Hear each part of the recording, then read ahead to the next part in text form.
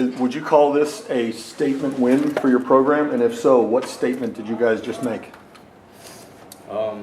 I would say yes, because I mean, as Huddy said after the game, they were ranked first in the RPI, so we just beat the #1 team in the nation, I guess. You can say that. So really big statement. I only really think it's a statement because the way we want to go, we got to beat teams like that, so it's just a win. That's good stuff. You look at at Virginia Tech, that's got to be the biggest team in the country. How much did their physical size play into your preparation, and what was the key to handling that size? Preparing for training, we would do like a bunch of corners, balls in the box. As you can see, I had to come out in a couple. It was very physical, but I think our preparation and our mentality and our mindset really, and our focus, especially in training, every detail, we helped us this win. And I think passion. We have more passion. You set up both goals tonight. Do you get as much satisfaction out of setting up a teammate for a big goal as you do out of scoring one yourself? I think scoring is a little different, but in the end, it doesn't matter who scores the goals. What adjustments did you all make at halftime? What did you talk about in the locker room? Because it looked like the field sort of tilted in the second half. So what changed after the intermission?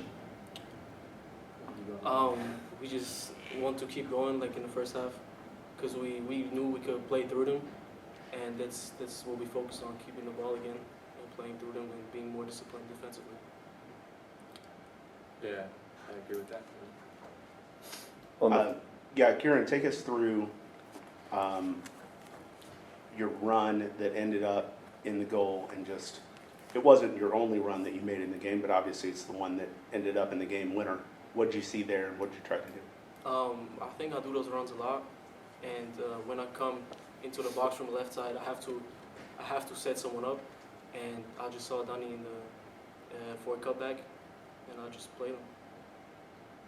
All right, you set up Danny for that goal, and a couple minutes later, Martin makes that diving save.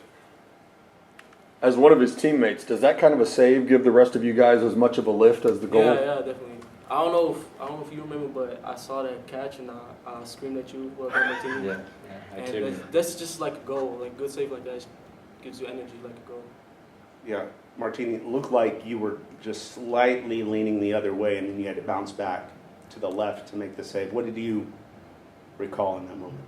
I mean, honestly, at those moments, it's really instinct, and I could see, the ball was on the right side, so if he would have headed it right, I would have gone in there too, and then he just happened to header it to the left side, and I just used, I guess, my springy legs to get to it. Yeah.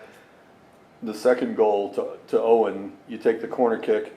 Are you looking specifically for him, or are you just trying to get it into an area and hope one of your guys can get on the end of it? I can't play to one exact person. We have areas where we want the ball to go, and one of them has to be there. Martin, what has this meant to you to have this opportunity after, this is your 4th year in college, your first chance to see significant action? What has it meant to you after the work that you put in? To me, it means like everything. I always had like faith in God that I was going to get an opportunity. I just never knew when, and thank God I had a lot of people along my side at Oregon State and over here that just kept me going, kept my belief, and my talent and my abilities and my mindset to keep going, and that one day I was going to get my opportunity, and I just had to keep working hard for that. And training, it starts in training. I remember Huddy said at the beginning of this year, he said, it all starts in training, that you need to do good in training and you're going to get your opportunity on the field. And I took every training as a game day. I prepared every day, every training like it was game day, and I got my opportunity versus Cal, now UIW, and here, and I just I want to keep going. I want to keep winning for this university. I want to leave a legacy here. Try to win a national championship. That's my goal. I know it's possible. Were there any teammates or coaches along the way here at SMU that have helped keep you motivated? Obviously, you're a very internally motivated person, but who's come alongside you and helped keep you up?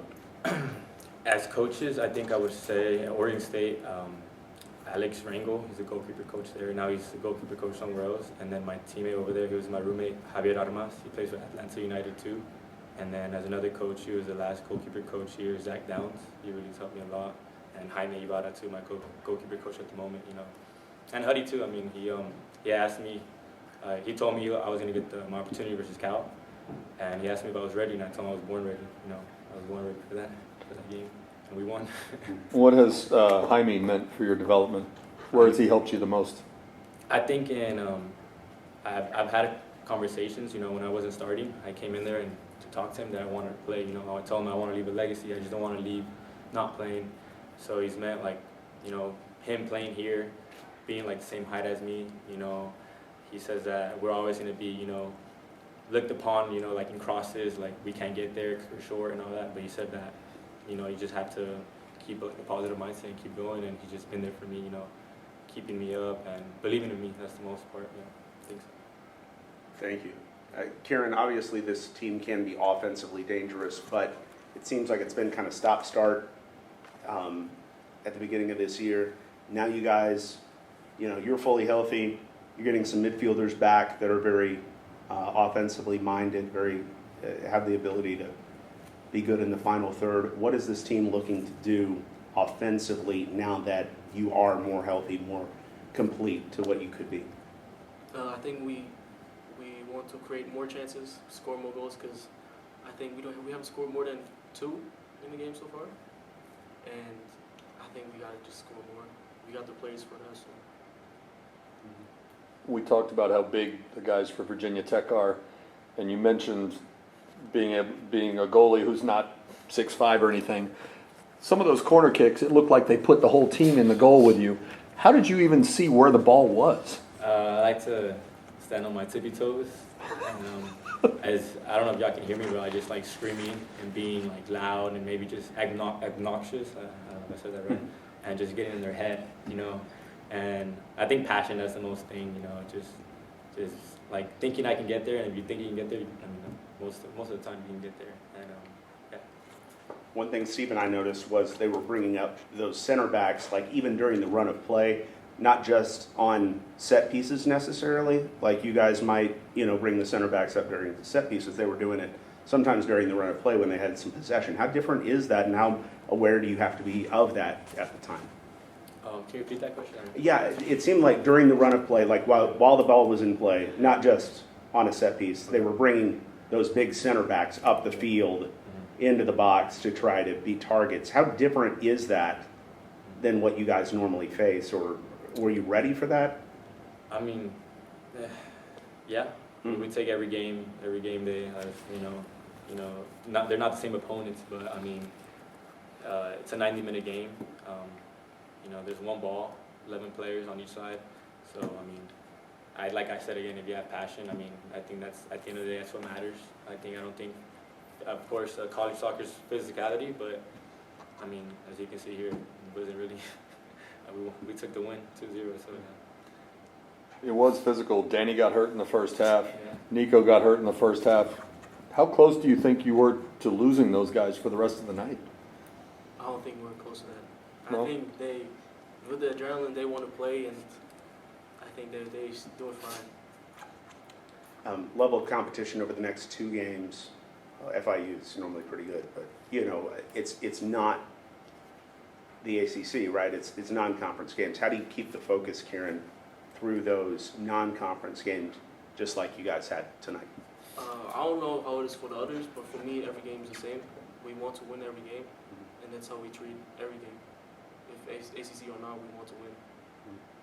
Ever since it was announced that SMU was moving to the ACC, Coach Hudson has been talking about how it's the toughest soccer conference in the country. You guys had very tough games earlier in the year against Denver and Pittsburgh. Did those games help tonight as you had to kill off this game against a good Virginia Tech team? To be honest, it might be the most stacked conference, but in the end, we all play college soccer, and I don't see a big difference.